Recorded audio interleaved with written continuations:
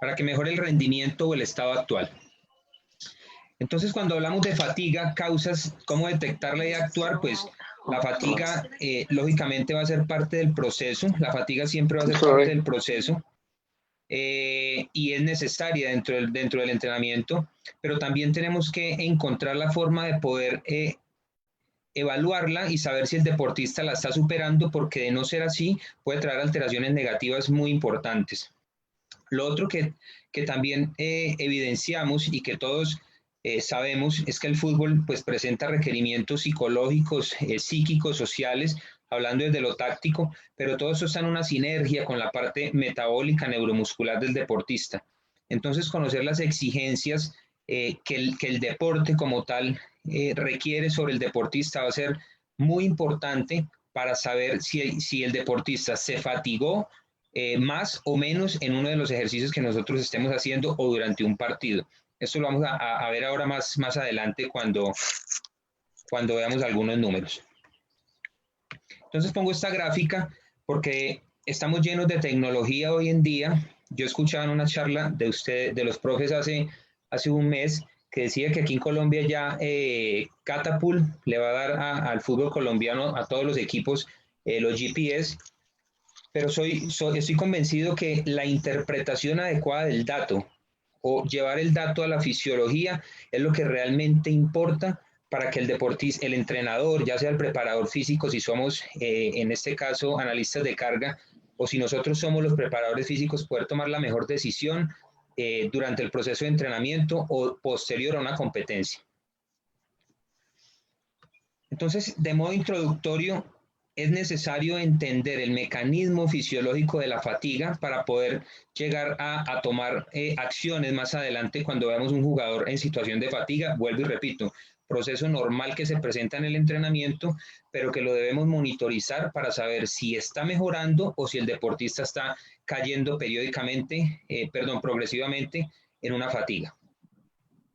Entonces lo esquematizo de una forma muy sencilla en esta gráfica para explicar que cualquier tipo de contracción muscular, llámese correr, llámese levantar una pesa, caminar, cualquier acción muscular está organizada o está orquestada a través de una complejidad neuromuscular, iniciando desde el cerebro y el cerebro enviando un potencial eléctrico o un impulso eléctrico que, dependiendo de la exigencia que necesita el deportista, va a utilizar o fibras de mayor calidad, o fibras explosivas, o fibras de menor calidad, fibras lentas o fibras intermedias. Voy a hablar solo de esa clasificación de esas tres fibras. ¿Por qué es importante entender esto desde el principio? Porque si yo comprendo esto, por la sola semiología, o sea, por los signos y las señales que el deportista me vaya dando durante una competencia o durante un entrenamiento, yo puedo saber si él está perdiendo eficiencia neuromuscular, y al perder eficiencia neuromuscular me está dando un indicador de fatiga, pero también yo puedo saber si el deportista se está fatigando más en las acciones explosivas o en las acciones a baja intensidad. Vuelvo y repito, todos estos son datos introductorios para poder interpretar las evaluaciones que vamos a ver más adelante. Recuerden que el número hay que saberlo interpretar de la mejor manera para poder dar un buen veredicto al entrenador o nosotros mismos. Entonces, basado en esto,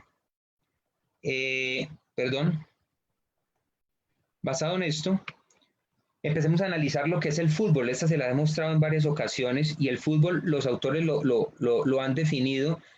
Los que han estudiado bastante las velocidades que se dan en el fútbol nos muestran que evidentemente el fútbol tiene unas 5 o 6 velocidades y tiene unos porcentajes de desplazamiento de los deportistas, y cerca del 75% total de un partido el deportista está entre trote suave y caminando, y el resto del tiempo son acciones de alta intensidad.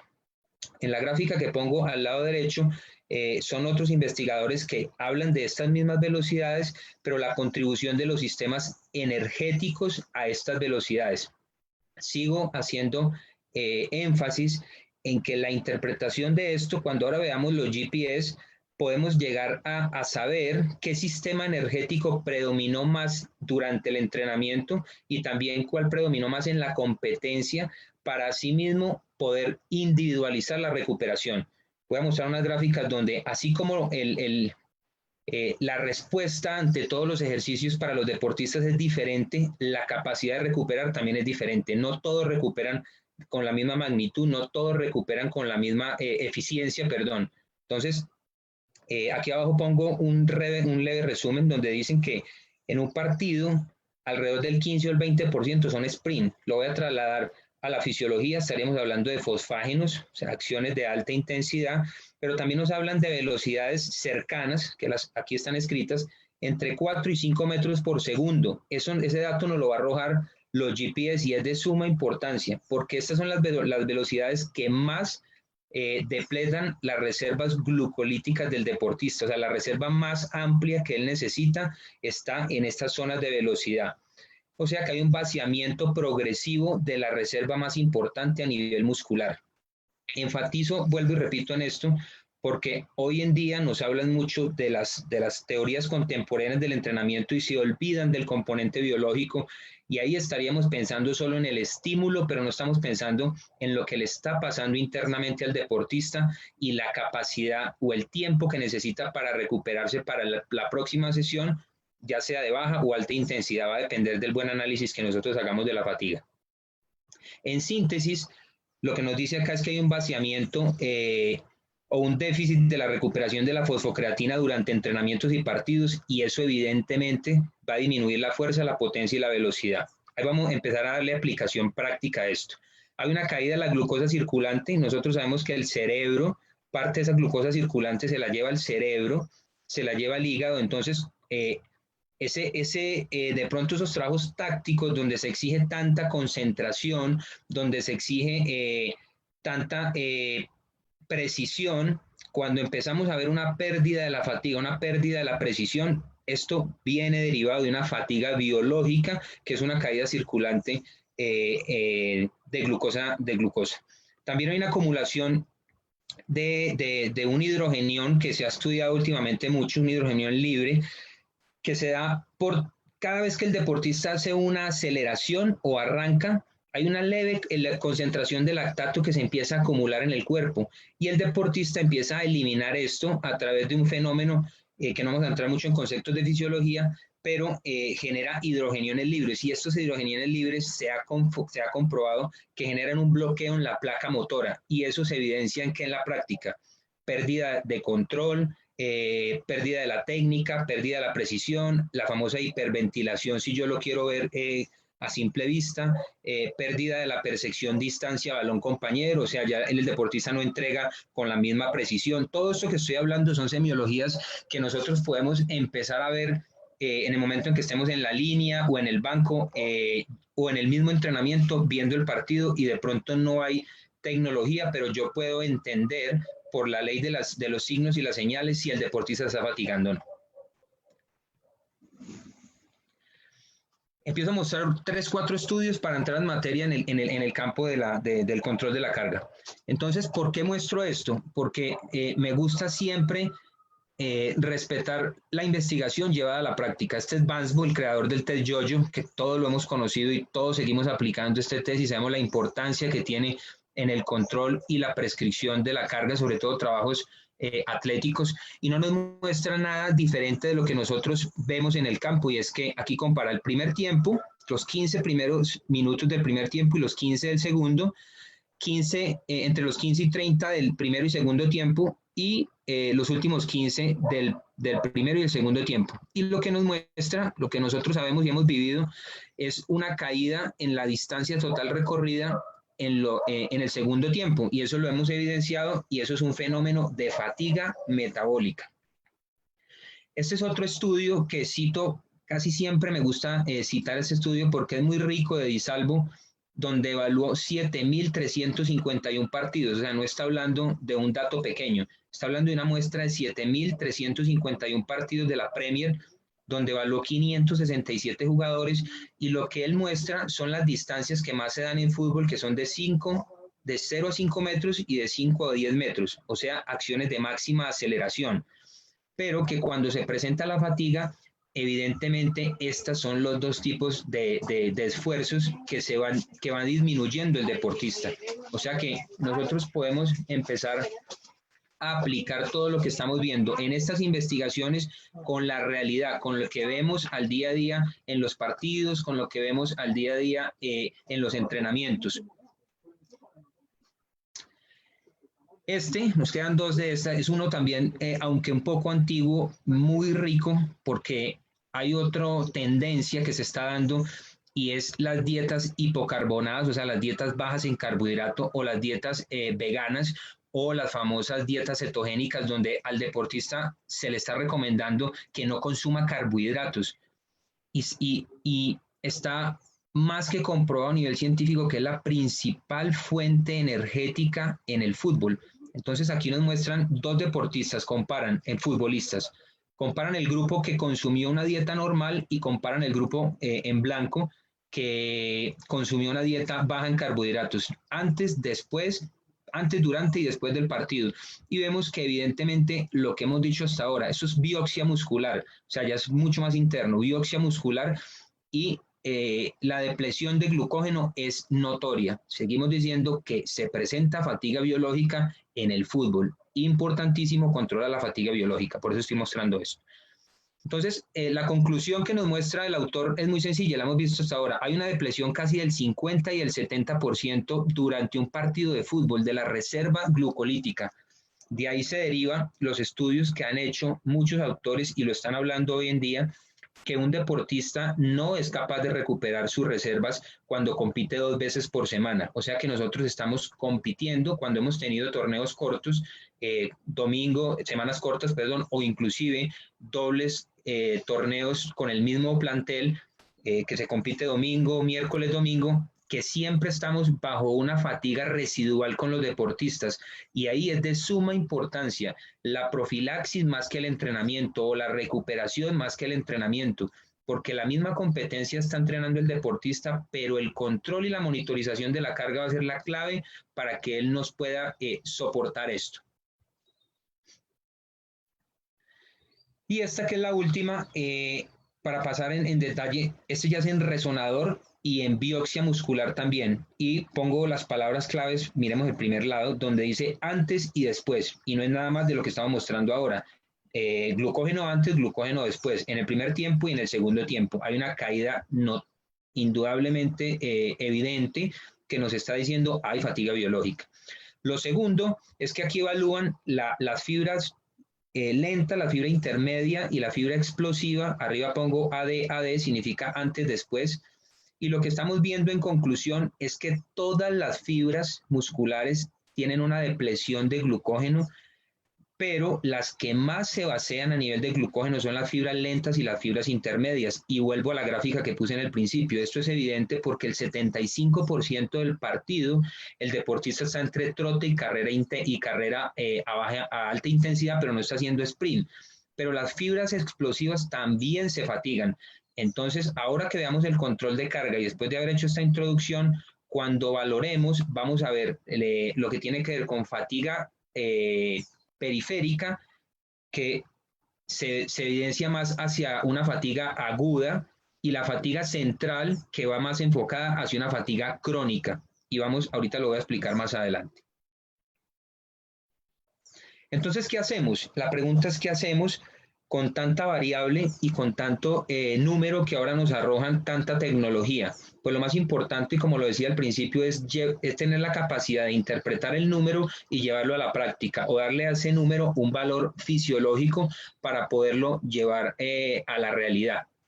De nada nos sirve tener llenos de tecnología y que el GPS nos arroje a diario, no sé, dependiendo de la calidad del dispositivo, 100, 200 datos en un entrenamiento, en un partido, y no hagamos sino guardar y guardar datos, y eso no nos sirva para nada para el proceso de recuperación del deportista.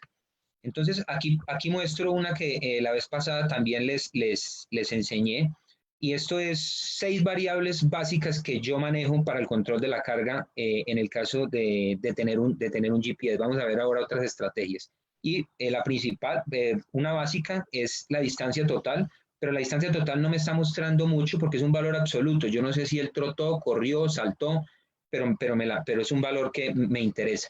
La distancia en sprint sí me empieza a interesar porque ya es una variable que me indica la fatiga neuromuscular del deportista. Normalmente está entre el 8 y el 10% de la distancia total, hablo desde la experiencia propia. Aclaro esto desde el principio también. Estos son datos que no aplican para todo el mundo. La idea es que nosotros tengamos la evaluación de nuestros deportistas porque cada uno actúa distinto en el campo. Entonces, la distancia total en sprint que yo controlaba en este caso, normal del grupo era entre el 8 y el 10% de partido, pero hay deportistas que dan entre el 15 y el 18% durante un partido. O sea, estos deportistas, cuando los valoremos ahorita, más adelante, nos vamos a dar cuenta que son los que mayor fatiga neuromuscular presentan y son los que tienen que tener un trato especial. Hay otra variable, la repito acá, distancia en sprint, me equivoqué, es una que se llama distancia minuto. Y esta distancia minuto ya me empieza a dar un indicador de lo metabólico. O sea, entre más minutos recorra un deportista en un minuto durante un partido, mayor desgaste va a ser de esa reserva glucolítica. Entonces yo ya empiezo a tener dos variables que me están mostrando qué gasto más y qué voy a comer o cuánto tiempo voy a dar de recuperación para el nuevo estímulo que el entrenador tiene planeado y qué recomendaciones le doy yo como analista de carga o como preparador físico para que él actúe y no vayamos a tener un error sobre la figura más importante de esto, que es el jugador. Los esfuerzos de alta intensidad también es una variable neuromuscular que es de suma importancia evaluar, y el gasto calórico que a veces no tenemos en cuenta, yo principalmente lo utilizo demasiado, tanto en entrenamiento como en competencia para la dieta posterior a las 24 y 48 horas pasado el partido, sugerirle al deportista si no lo tengo, pero si tengo la posibilidad de esa ingesta, uno de esos 2 días en el club, si existe la posibilidad, o educar al deportista, sugerirle cómo debe ser esa dieta, rica en carbohidratos, qué tipo de carbohidratos, porque siempre estamos cumpliendo una función educativa y es una labor que así estemos a nivel profesional o a nivel formativo, nuestra principal función siempre es la educación. Y entre más logremos educar al deportista o más le expliquemos, estoy seguro que que él va a aprender todas estas cosas.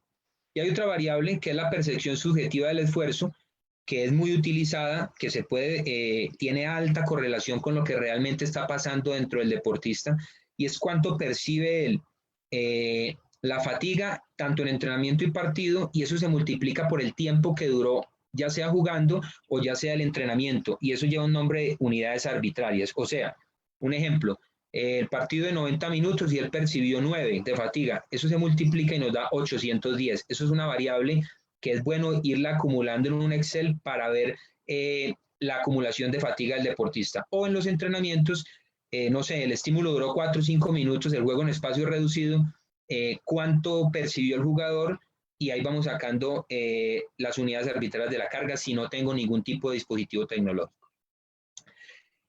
Entonces, este es un dato en bruto que nos arroja, por ejemplo, un GPS normal. Y voy a hacer una interpretación de lo que nosotros hacemos o lo que se hace para llevar esto a la fisiología, al jugador y a la cancha. Entonces, esto es un partido donde nos muestra la distancia en sprint, nos muestra todo lo que el deportista vivió a través de carga externa, o sea, todo lo que él recorrió, y nosotros vamos a interpretarlo. ¿Cómo lo interpretamos? Cada dato que ustedes vieron ahora en el cuadro de arriba, donde yo mostré las 6 gráficas, distancia en sprint, todo esto, nosotros lo llevamos de bloques de a 5 minutos para cada variable. Esto es un trabajo extenso, pero es un trabajo que personalmente me ha dado satisfacción, porque he visto que el deportista disminuye la fatiga, he visto que hay mayor objetividad en el entrenamiento, y realmente considero que esta es la aplicabilidad que debe tener un dispositivo como son los GPS. Entonces aquí me muestra la primera variable de arriba, es distancia total en bloques de 5 minutos. Estoy evaluando solo un jugador. Esto se hace con todos los jugadores que entrenaron y con todos los jugadores que jugaron. Por eso esa función, vuelvo y repito, ese personaje que está naciendo hoy en día, que es el analista de carga y el que es la mano derecha tanto del preparador físico como del entrenador, simplemente le dice en estas gráficas qué es lo que pasó, qué pasó, y el preparador físico toma la decisión, pero uno le dice, profe, lo que está pasando es esto. Entonces, carga total durante el partido con este jugador, Arriba pongo un 12%, hubo una diferencia entre la distancia recorrida del primer tiempo y el segundo tiempo de un 12%, y la pérdida de la distancia durante los últimos 10 minutos fue de un 23%, o sea, lo que nos mostraban ahorita las investigaciones se verifica con nuestros jugadores. Pero ojo con esta interpretación, miren lo que pasa en la distancia en sprint. Los últimos 15 minutos los últimos 20 minutos del partido, en el caso de este jugador, incrementó la velocidad en sprint del 15%. O sea, a pesar de que ya está fatigado, este jugador, la competencia, porque la carga no es estándar, la competencia le exigió que diera el 15% más de sprint en la fase final. Con este jugador ya debe haber un trato especial porque a pesar de la fatiga metabólica que ya trae el partido, él tuvo que exigirse más que los otros. Pongo este caso particular de este jugador, pero vuelvo y digo, con todo se hace. Y miremos que aquí señalo de las distancias en promedio que él corrió durante los 15 minutos y señalo solo una, 104 metros. ¿Por qué hablo esto desde ahora? Ahora me traslado a lo que voy a hablar más adelante, que son los famosos juegos en espacio reducido, los trabajos tácticos. Y es que pocas veces los trabajos tácticos o los trabajos en espacio reducido simulan este tipo de sprint o este tipo de exigencias que la verdadera competencia pide. Entonces, el de hacer trabajos complementarios de forma atlética va a ser supremamente importante para no subestimar las capacidades que realmente el deportista tiene durante la competencia. Ahora miren esta que tengo aquí abajo, distribución de velocidades. Al principio les decía que cuando el deportista corría entre 4 metros y 5 metros por segundo eran las velocidades donde mayor depresión de la reserva de glucógeno tenía. Y miren este caso, él corrió el 84% del partido en velocidades de vaciamiento glucolítico. Si yo no tengo en cuenta esto y cuando él sale de la competencia, esas 48 horas posteriores no tiene un alto contenido de carbohidratos, difícilmente se va a poder recuperar para la próxima competencia. Entonces, esto es un dato supremamente importante de analizar con el deportista. Y lo mismo la distancia minuto, que estuvo por encima de 83 metros minuto, o sea, él corrió todo el partido por encima de 83 metros cada minuto. Fue un partido sumamente desgastante para el caso de este deportista y lógicamente va a tener un trato especial, comparado con otro que de pronto no haya tenido esta intensidad. Vuelvo y repito, la fatiga es individual, la recuperación es individual, el entrenamiento es individual, así estemos hablando de un deporte de conjunto. ¿Qué se hace con esto? Hay un cuadrito de Excel que ahora les comparto. Vamos a ver si lo puedo abrir acá. Esperemos que abra.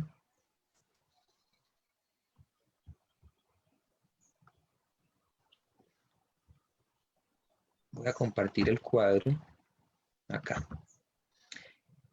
Listo. Esta es la planificación completa que tenemos con el equipo. O sea, aquí tenemos todos los microciclos, aquí vamos en el microciclo 41, bueno, están todos, y a partir del análisis que se hizo de la carga, normalmente me ha gustado la siguiente planificación: competencia, cito al otro día, regenerativo. ¿Por qué ese regenerativo es tan importante el siguiente día de la competencia? Porque tengo contacto con el deportista y tengo la posibilidad de poder el partido se acaba y yo analizo la carga y yo ya tengo un panorama de cómo fue la carga de cada uno de mis deportistas, le hablo al cuerpo técnico, al preparador físico, al médico, y tengo los 4 o 5 casos puntuales que para mí tuvieron mayor exigencia desde lo metabólico y lo neuromuscular. Por eso se cita el día siguiente de la competencia para hacer un trabajo regenerativo, y en el caso de que un jugador necesite algo porque tiene dolor, porque presentó un golpe, es preferible atenderlo en estas 24 horas y de pronto no darle libre. Es mi recomendación, muchos lo manejan de otra forma. Y después manejamos el descanso, o sea que garantizamos realmente 48 horas de recuperación. Entonces, posterior a esto, volvemos a la presentación. Posterior a esto, se toman decisiones. ¿Qué se hace 24 horas después del partido? Lo primero es un informe que se le entrega al entrenador de toda la carga como se vio en el partido, un informe al cuerpo médico, y hay una encuesta que es sumamente importante donde pesamos al deportista. En el peso, Si yo tengo el peso controlado durante toda la temporada, miren que es sumamente fácil tener una basculita y pesar. Yo me estoy dando cuenta de los estados de deshidratación o de pérdida de líquido corporal del deportista, de partido a partido o de entrenamiento a entrenamiento. Esta variable que parece tan bobita es de altísima importancia. Recuerden que una pérdida de líquido por encima del 10% ya me está diciendo que la célula está deshidratada y nosotros trabajamos, el futbolista se mueve, el futbolista corre a través de la activación de todo su cuerpo, iniciando por la célula. Entonces una deshidratación intra o extracelular, de ahí para arriba se va a ver todo afectado. Entonces un control básico como el peso ya me está mostrando muchas cosas para el caso de la hidratación. El dolor muscular tardío, el DOMS, con una escala de 1 a 5, otros manejan una escala de 1 a 10, me va a decir qué tan golpeado de la competencia o del entrenamiento está el deportista. La siguiente es la percepción del esfuerzo.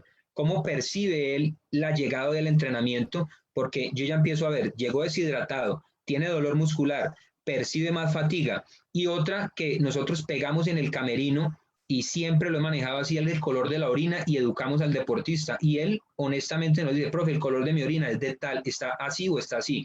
Yo ya con esos 4 puedo saber si él se encuentra en un estado de deshidratación, si tiene muscularmente no se ha recuperado, pero también tengo las herramientas del control de la carga con los GPS para ser más objetivo y otras que vamos a ver ahora a través de unos dispositivos para evaluar la fuerza. Entonces, con esto ya hay un tratamiento especial con los jugadores de mayor carga, con o sin percepción. ¿Qué significa? Que es algo que muchas veces engaña. El jugador puede que perciba que está bien recuperado, pero los indicadores me están mostrando que él fue el que más se exigió durante el entrenamiento, durante la competencia, y yo debo tomar acción sobre esto para que él se recupere, porque él puede percibir que no pasó nada o que está muy bien, pero si sobre esa base yo sigo aplicando estímulos de alta intensidad, puedo empezar a tener o una ruptura progresiva de algunas fibras musculares o una fatiga residual, y eso es lo que lleva al sobreentrenamiento o la lesión. Durante ese entrenamiento, ¿qué se recomienda también? Un almuerzo rico en carbohidratos, y algo que para mí es supremamente importante también es el trabajo de liberación miofacial, el trabajo de estiramiento y el trabajo metabólico posterior al partido. ¿Por qué? Porque a través de un trabajo metabólico de baja intensidad, yo empiezo a recuperar sobre todo la fibra lenta y la fibra intermedia. Un trabajo, llámese trote, llámese un juego con el balón, pero de muy baja intensidad para la recuperación post-esfuerzo. La liberación miofacial, altamente importante, y que no todos le dan la importancia que tiene. Y recuerden que nuestro cuerpo está conformado por capas musculares y por capas faciales, y que cuando hacemos esfuerzos intensos, ellas se rompen, pero cuando se empiezan a recuperar, se pegan estas capas, y liberarlas a través del masaje con el foam roller, a través del masaje con la pelotica o con el instrumento que tengamos, va a facilitar la recuperación del deportista.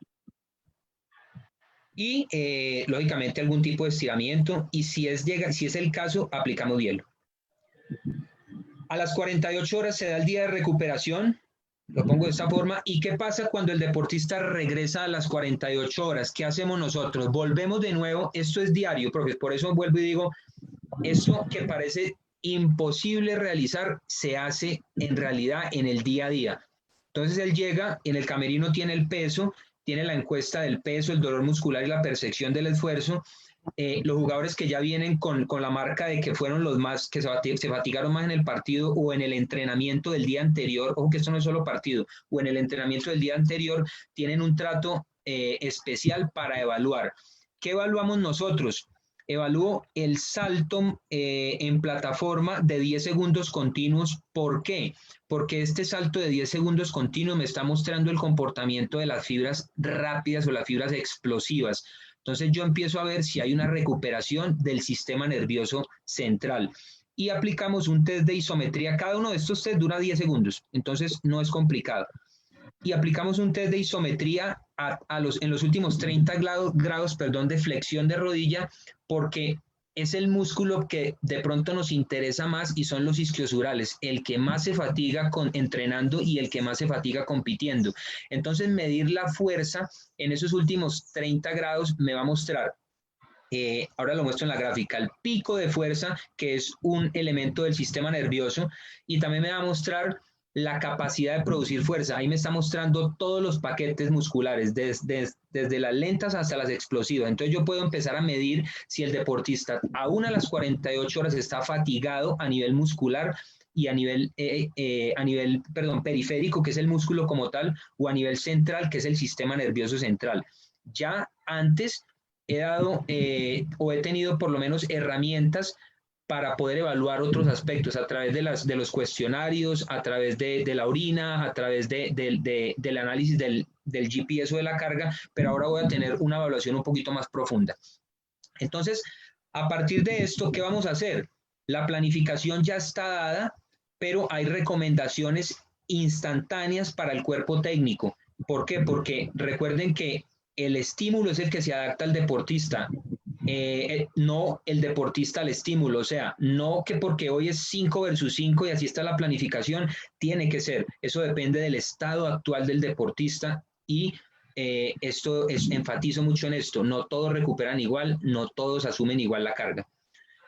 Después de esto hay un post-entreno donde he tenido la posibilidad de trabajar y donde estamos ahora asesorando, lo hemos obligado y es siempre que termina el entrenamiento hay un sanduchito con un jugo o hay una fruta o hay cualquier ingesta que me permita la recuperación instantánea apenas haga el deportista. Estoy en una escuela de formación, recomendémosle al papá o a la mamá que no le va a llevar al niño la Coca-Cola, que no le va, porque son bebidas hipertónicas que no le ofrecen nada al niño, pero sí de pronto un juguito preparado en la casa sin azúcar, solo la fruta, en agua, un pancito, cosas que pueden ser más baratas que la misma gaseosa y van por lo menos a recuperar al deportista o al niño antes de que llegue a la casa.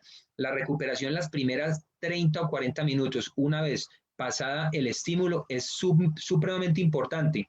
2 horas después, el deportista está entrando, perdón, en un desgaste mayor. Listo. Este salto que ustedes ven acá, que lo he mostrado mucho en las charlas de hoy en día, pues lógicamente lo hago yo porque no tengo los videos. Es un salto muy sencillo de 10 segundos, donde ¿qué evaluamos? Y aquí lo pongo en la tabla blanca. Estamos evaluando las fuerzas de frenado. Las fuerzas de frenado hay muchos estudios que nos hablan de este término que se llama stiffness. El stiffness es un sistema protector que tiene el músculo para no recibir las cargas de aceleración, desaceleración, saltos, amortiguaciones tan intensas. Y este salto reactivo me mide el stiffness, o sea, me mide si el deportista ya está recuperado a nivel neuromuscular, a nivel del sistema nervioso, tanto en pierna derecha como en pierna izquierda. Y señalo con estas flechas porque yo midiendo el stiffness estoy midiendo el comportamiento sobre todo de las fibras explosivas. O sea, vuelvo y le estoy dando aplicación de la teoría a la práctica. No tengo necesidad de tener todos estos cuadros, pero yo sé que si el stiffness está recuperado, las fibras explosivas están recuperadas y las fibras explosivas son las que le permiten a él hacer sprint, son las que le permiten a él acelerar. Entonces, sumamente importante observar la recuperación de esto. También se ha comprobado que la pérdida del stiffness tiene una pérdida de la capacidad de los isquiosurales de hacer fuerza. O sea que importantísimo saber si el deportista está o no recuperado en el stiffness. ¿Qué hemos encontrado nosotros? Déficit después de las 48 horas de hasta un 30% de la pérdida del stiffness posterior al partido. O sea, el deportista pierde hasta un 30% la capacidad protectora de su sistema neuromuscular después de un partido. Por eso se recomienda la primera unidad de entrenamiento posterior al partido es altamente importante a nivel de recuperación y de pronto escoger muy bien el tipo de estímulos. Ahorita vamos a hacer una recomendación. Miren lo que nosotros hemos encontrado, que esta también la mostré esta semana, y que son datos que no son para nada menores. Aquí tapo el nombre de los jugadores, lógicamente, por respeto. Pero miren donde dice déficit, y centrémonos en el lado derecho de la pantalla para ustedes. Miren que después de partido encontramos déficit del 29, del 31, del 67%, del 43%, que nos parecen a simple vista, podemos decir, ¿cómo un deportista va a disminuir tanto la capacidad neuromuscular? Y evidentemente los niveles de fuerza se ven disminuidos o se ven afectados de esta magnitud después del partido. Lógicamente no es lo mismo jugar en Bogotá que jugar en Barranquilla. Siempre el desgaste va a ser completamente diferente. Aquí señalo con 2 flechitas azules el caso de 2 jugadores que no percibieron, no fueron, no desarrollaron, perdón, despliegue físico tan intenso durante el partido, y estos son los que menos fatiga encontraron en las evaluaciones. O sea, es una fórmula directa. Este es el test que también he mostrado. Aquí lo filmé, que he mostrado mucho esta semana, y es un test muy sencillo. Es un test con un dinamómetro, perdón que no lo puedo, con un dinamómetro donde evaluamos lo que estamos hablando ahora, los 30 grados de flexión a contracción de 10 segundos, derecha e izquierda, y la gráfica que la ven en el computador en este momento me muestra en tiempo real lo que ya saco aquí a la derecha en las gráficas que ustedes ven. Lo primero, el déficit de fuerza entre pierna derecha y pierna izquierda. ¿Por qué eso es importante? Porque siempre hay una pierna que se desgasta más. Entonces, el conocer los valores promedio del jugador nos va a permitir saber si él se está recuperando o si llegó más o menos fatigado. Y en la parte de abajo vuelvo y pongo la gráfica del reclutamiento de fibras, y es porque en la curva que me muestra este test, el primer pico de la curva me está mostrando el comportamiento de las fibras explosivas, y la curva al final me está mostrando el comportamiento de las fibras lentas y las fibras intermedias, que son lógicamente las fibras con las que yo voy a jugar el partido o con las que voy a enfrentar el próximo entrenamiento. Todo esto que he mostrado hasta ahora, lo que quiero es darle una alta importancia a la parte científica y a la parte de la preparación física y del control de la carga al entrenamiento diario, aplíquese o llámese niño deportista en una sub-20, o hablemos en el fútbol profesional. El control diario y el control después del partido va a ser vital para que disminuyamos el riesgo de que el deportista o entre en una fatiga crónica o se nos lesione. Entonces, miren, estos son datos 48 horas después de partido. Aquí pongo los números del test isométrico para que veamos la pérdida. Miren lo que pasa. El deportista a 15, en la gráfica naranja dice 15, 35 y 45. Son los grados de flexión que yo evalúo, y la producción de fuerza, 118, 136, 149. Miren lo que pasa 48 horas después. Lo que era 118 subió a 148, a 167 y a 159. O sea, evidentemente el deportista empezó a recuperarse. Y miren lo que pasa unilateral ya 48 horas antes de partido, que es la última gráfica. Logramos que el deportista llegue en las mejores condiciones a enfrentar el partido. Todo esto es invisible para el jugador no tiene que saberlo. Inclusive a veces el entrenador técnico tampoco tiene que comprenderlo mucho, pero nosotros, de la mano del preparador físico, o si somos los preparadores físicos, es vital poder comprender estos aspectos. Bueno, paso acá. Esto es una gráfica donde les iba a mostrar que los isquiosurales son los músculos que más sufren durante los partidos de fútbol. Estas son algunas investigaciones donde nos muestran que cada vez que el deportista apoya contra el piso corriendo, tiene un pico máximo de producción de los 4 músculos que conforman los isquiosurales: el semimembranoso, el semitendinoso, el bíceps femoral y la porción larga y corta del bíceps femoral, y que esta fatiga de los isquiosurales está altamente relacionada con la lesión del ligamento cruzado anterior. Escuchemos esto: la fatiga de los isquiosurales está relacionada directamente con la lesión del ligamento cruzado anterior, porque los isquiosurales son los sinergistas del ligamento cruzado anterior, o sea, los que le ayudan al ligamento en cada freno y cambio de dirección a estabilizar la rodilla. Una fatiga de los isquiosurales le deja la carga al ligamento. Por eso también podemos empezar a entender tanto número de lesiones del ligamento cruzado anterior y de isquiosurales, que se cruzan las 2 lesiones. Entonces, a modo de conclusión, cuando yo evalúo los saltos, los saltos continuos en 10 segundos, estoy evaluando la capacidad de sprint, estoy evaluando la capacidad de las fibras rápidas. Y cuando yo evalúo la contracción sostenida, estoy evaluando la capacidad de recuperación de las fibras lentas y las intermedias. Lo mismo en el pico de la contracción que les mostré ahora en la curva, estoy evaluando las fibras rápidas explosivas. ¿Por qué vuelvo y hablo de esto y vuelvo y pongo esta gráfica acá? Porque no podemos olvidar que para que alguien se mueva necesita que el cerebro envíe impulsos eléctricos y que estos impulsos van a ir directamente a la fibra y que si esa fibra está mal, bien o pésimamente recuperada va a responder de una u otra manera y eso se va a evidenciar en la forma de jugar y se va a evidenciar en una lesión de un deportista. Y aquí hablo de fatiga aguda y fatiga crónica y la relaciono. Cuando hablamos de una fatiga a nivel aguda, es lo que está pasando en la periferia, o sea, lo que pasa en el músculo. ¿Y cómo se mide? A través de sustratos energéticos. ¿Y esto cómo lo puedo recuperar? Con bebida hidratante, ojalá bebida deportiva, y con una ingesta posterior al partido. Aquí dice deshidratación intra-extracelular. ¿Cómo lo puedo mitigar durante el entrenamiento? Con una buena hidratación también. Flujo sanguíneo, metabolitos. Ahora, hoy en día nos han hablado mucho de la creatina, que antes era medio dudosa, está sumamente comprobada, que es buenísima para la recuperación del deportista, sobre todo en la fase aguda.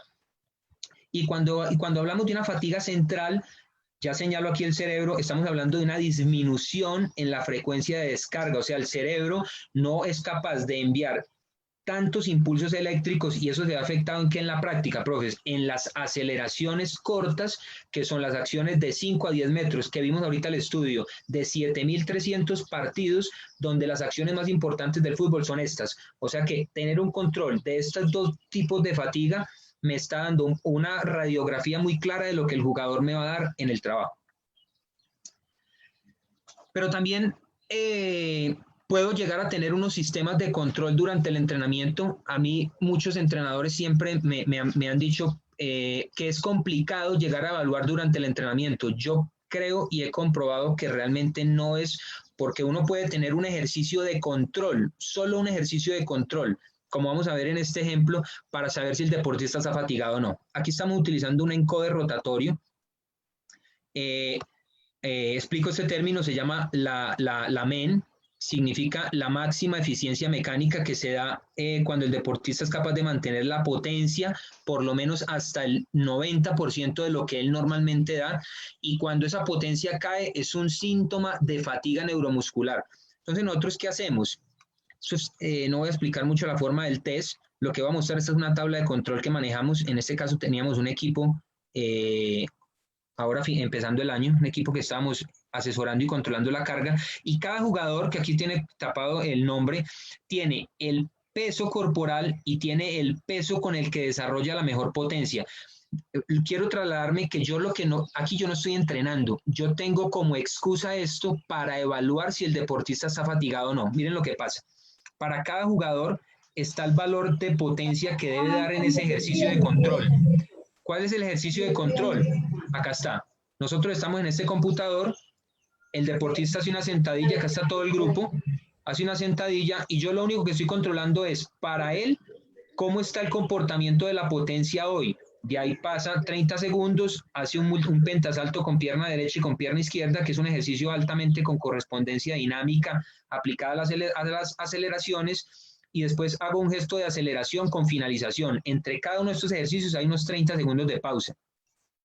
¿Qué es lo que yo realmente estoy controlando aquí, profes? Estoy controlando lo que ustedes van a ver acá, donde dice serie 1, serie 2 y serie 3. Miren que el deportista de la parte de abajo para hoy, que fue el entrenamiento que estábamos evaluando, evidentemente no era capaz de mantener los niveles de potencia que está enseñado a desarrollar. Miren que el resto del grupo sí. O sea que me está mostrando que este deportista, Pepito Pérez, tiene que tener una condición especial para el día de hoy porque no está en condiciones de hacer lo que todo el grupo quiere hacer. Si yo lo meto en un trabajo general, él puede empezar a tener una fatiga residual. Entonces, lo que quiero mostrar es cómo en el día a día también podemos tener un ejercicio de control en medio de todo lo que hacemos preventivo, pero puede haber un ejercicio de control donde me muestre, por ejemplo, la velocidad de ejecución y nos podemos dar cuenta si está fallando o no. Conclusiones de los datos recolectados, profes. salto estas son test que hicimos con estos deportistas de aceleración en 20 metros para ver si lo que estábamos haciendo aquí estaba realmente mejorando lo que yo quería mejorar o lo que el preparador físico quería mejorar en ese momento, que eran las acciones de 20 metros. Entonces vemos cómo hay un aumento de la aceleración en 20 metros, como para hacer una evaluación de lo que si estamos entrenando realmente está mejorando. Aquí ya hemos hablado del control de la fatiga periférica que se hace día a día a través del peso, del gasto calórico para saber cuánto le podemos recomendar al deportista, de eso va en el postentreno, la hidratación durante y después del entrenamiento, el color de la orina, la liberación de los tejidos, vuelvo y digo, miofacial es supremamente importante para la recuperación del deportista, pero es altamente importante. Y el control de las unidades arbitrarias. Esto que muestro acá lo podemos tener todos sin ningún tipo de tecnología y esto nos da un panorama amplio esto nos está permitiendo recuperar al deportista de todo lo que vimos anteriormente que sí muestra la tecnología, pero haciendo esto podemos tener mejor probabilidad de recuperar que si no lo hiciéramos. ¿Qué hemos encontrado nosotros en la práctica, profe? Es como a modo de conclusión. Los jugadores que desarrollan más del 12 al 15% de distancia en sprint durante entrenamientos y partidos son los que más fatiga neuromuscular tienen o presentan. Lo normal es del 8 al 10%, eso me lo arroja el dato. El mayor DONS, dolor muscular tardío, está relacionado con la pérdida de fuerza. Y aquí hablo algo que en fisiología se conoce como la teoría de los filamentos cruzados. Recuerden que entre más sarcómeros, que es la unidad funcional del músculo, esté bien recuperada, mayor va a ser la capacidad de generar fuerza. Y el DONS, que es lo que se conoce como estoy molido o está fatigado o profe, estoy cargado, me está mostrando que hay daño muscular. Y el daño muscular le debo dar un tratamiento especial para que el deportista no empiece a generar microrupturas repetitivas y eso después de 2 o 3 semanas se me convierta en un desgarro muscular. Otra conclusión que hemos encontrado en muchas evaluaciones de estas es que nunca el jugador 48 horas después de un partido está recuperado. Otra conclusión es la fatiga es individual, por eso la recuperación es individual. La relación del espacio de juego, ya lo voy a explicar en la diapositiva que sigue, también es importante para que ahora que se habla tanto de los juegos en espacio reducido no sean trabajos que tengan un alto desgaste neuromuscular por tener tantos jugadores en un espacio tan pequeño y quizá con las dimensiones que no sean. Los trabajos complementarios de recuperación, así como los de fortalecimiento y también los de estimulación, son también muy importantes. O sea, ¿qué hago con el deportista fatigado? Pero también ¿qué hago con el deportista que quizá no corrió mucho en el partido? ¿O qué hago con el que no me está desarrollando las distancias de sprint que el partido da?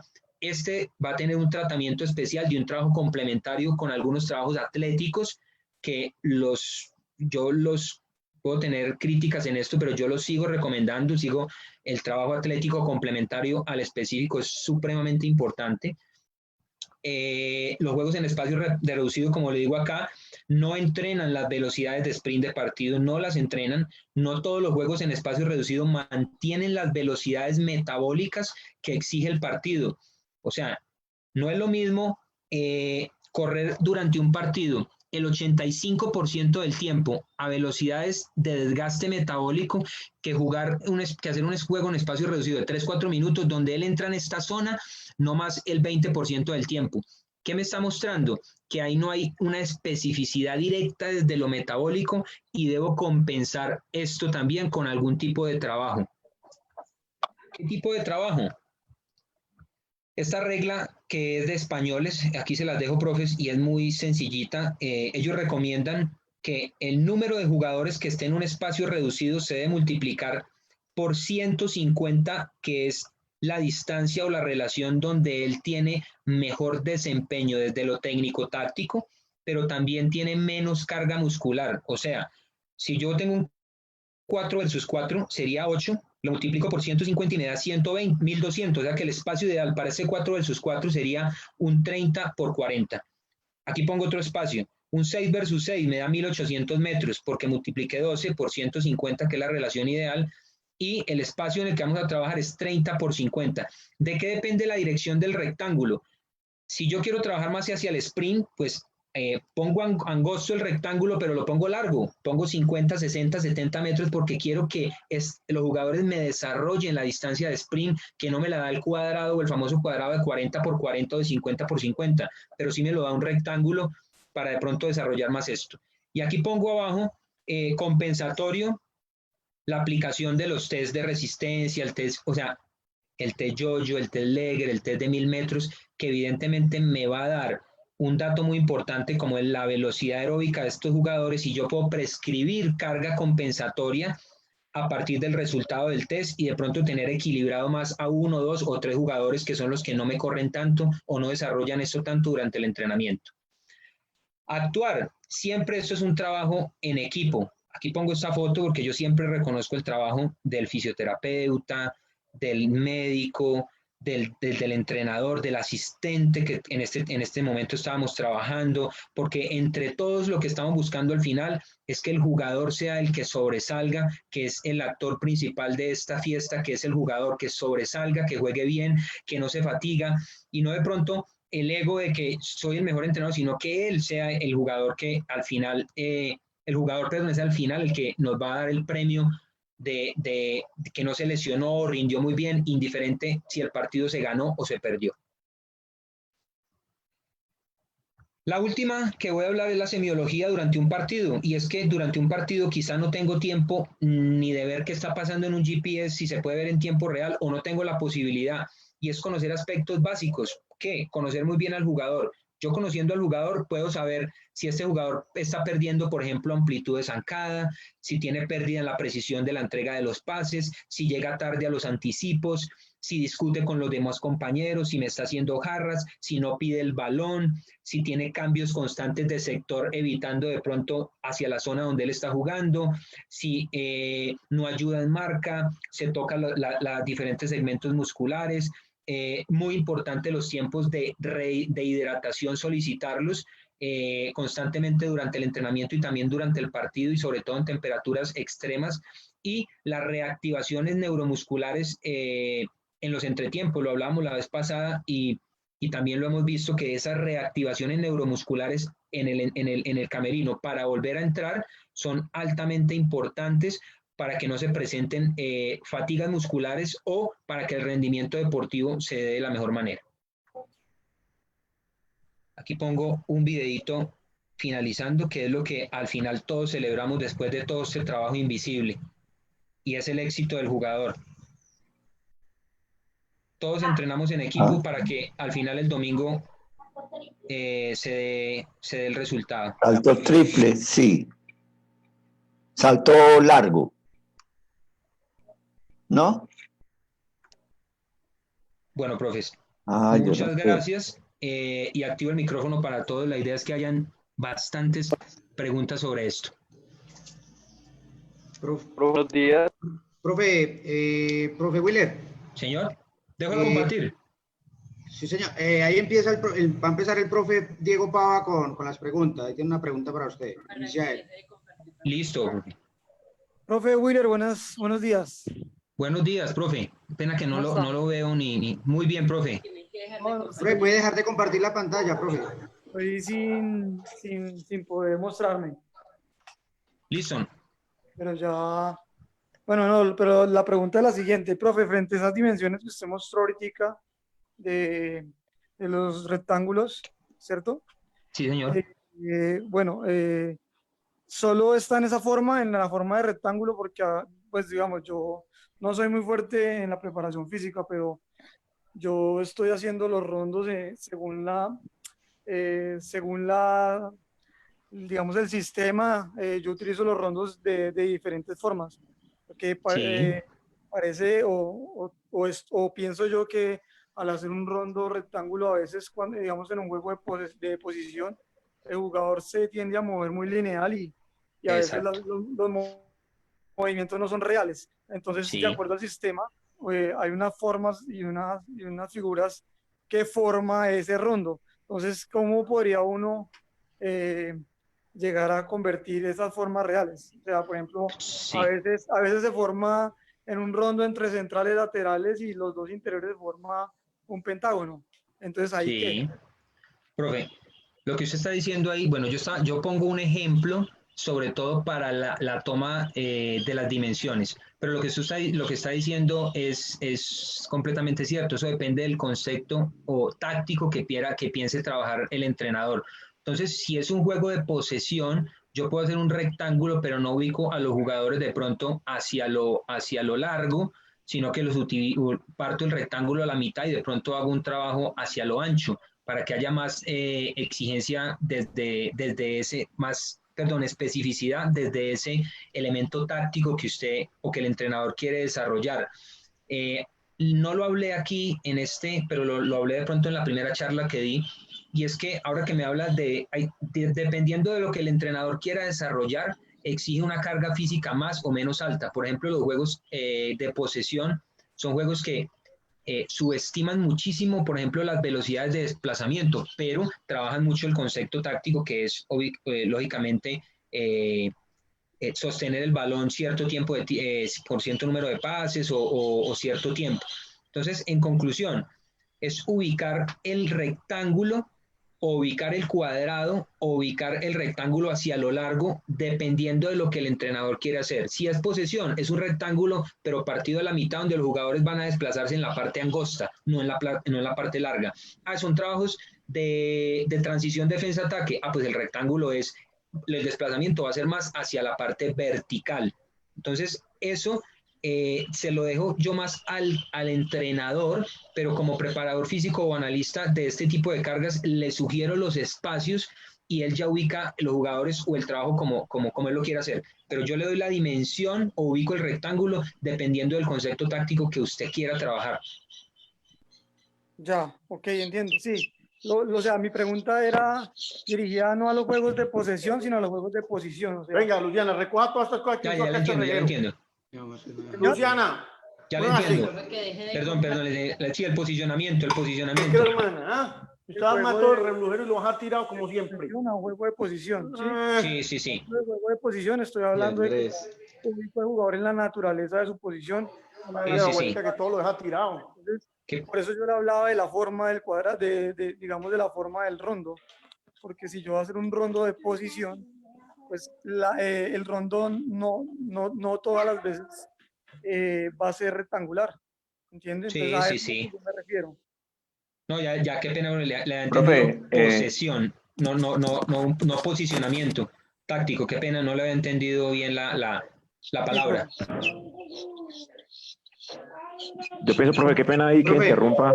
Sí, Pero entonces, Yo pienso que lo que decía Diego, habría que aprender a calcular simplemente según la figura, el área, respetando las dimensiones que nos menciona el profesor Willer ahora, respetando siempre que la figura tenga un área que respete los 150 metros cuadrados por jugador, sin importar la cantidad y sin importar la forma de la figura.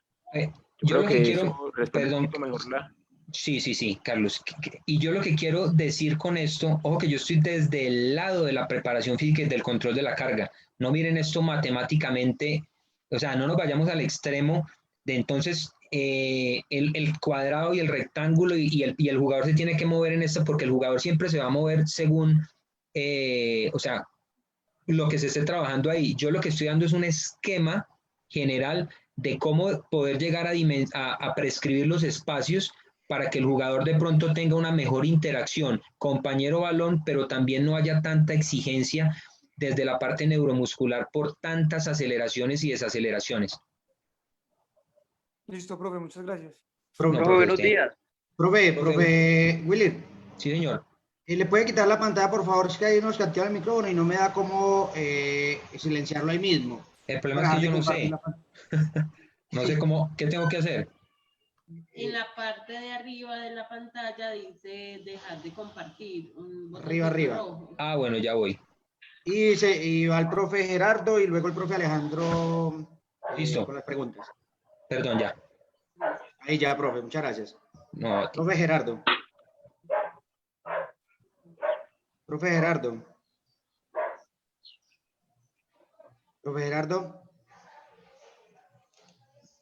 Bueno, entonces seguimos con el profe Alejandro con la pregunta, profe. ¿Cómo le va, Carlos? Buenas tardes. buenas tardes, profe. Bueno, muy Buenos buena días la acá. charla. Primero que todo, de Argentina le hablo. Gracias, Bueno, profe.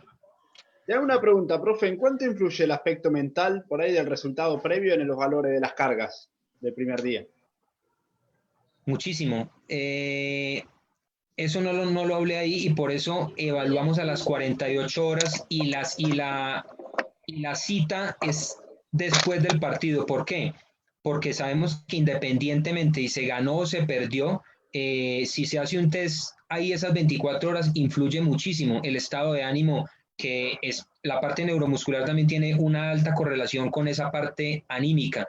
Entonces, la recomendación también es esa cita posterior al partido, se haya ganado, se haya perdido, de pronto ser asertivo al momento de dar las indicaciones o el regaño o lo que se vaya, como se quiera llamar con el deportista, porque eso influye mucho en la respuesta, porque como lo estás diciendo, hay momentos donde nosotros vemos el salto y le vemos la cara, como se dice en el fútbol, la cara de tigre al jugador. No nos está dando los resultados que son.